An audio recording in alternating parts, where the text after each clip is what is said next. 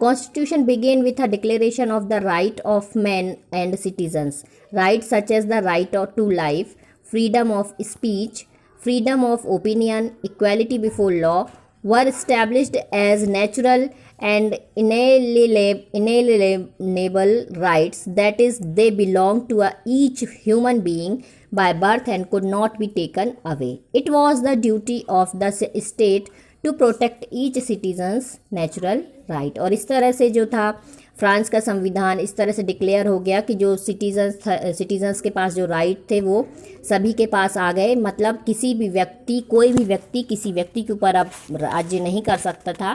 जीने का अधिकार उनको मिल चुका था, उनको इक्वालिटी, कानून के सामने बराबरी का अधिकार मिल चुका था, उनको अपने विचारों को रखने का अधिकार मिल चुका था, अपनी स्पीच देने का अधिकार मिल चुका था।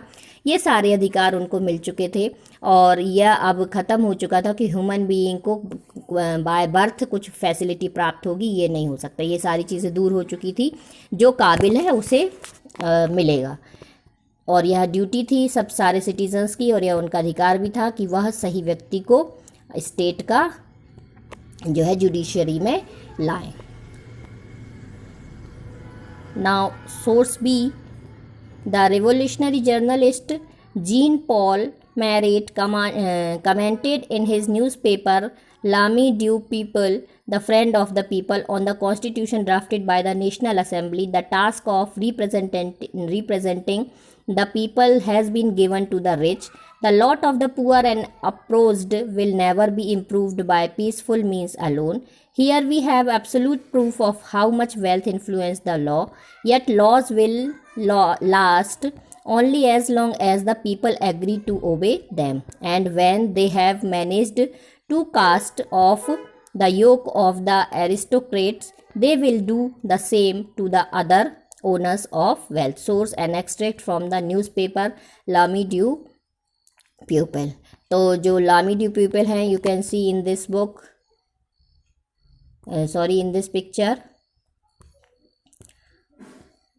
इन्होंने बताया, जीन पॉल मैरिट ने अपने न्यूज़पेपर में कमेंट किया कि जो अब जो कॉन्स्टिट्यूशन है नेशनल असेंबली के द्वारा जो कॉन्स्टिट्यूशन बनाया गया है, तो ये जो है जो लोगों के द्वारा किया गया प्रयास था वो सफल हुआ और गरीब और ज़रूरतमंद लोगों को अब शांति प्रदान हुई। अब वो कभी भी परेशान नहीं होंगे।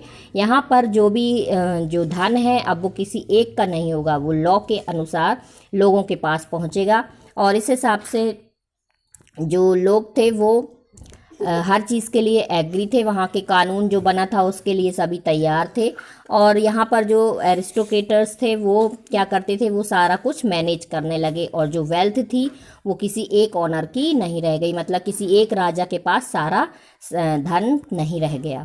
इसके साथ साथ you can see here source see the declaration of right of man and citizen. So these are the main declaration of rights of man and citizens. I will explain this in next video.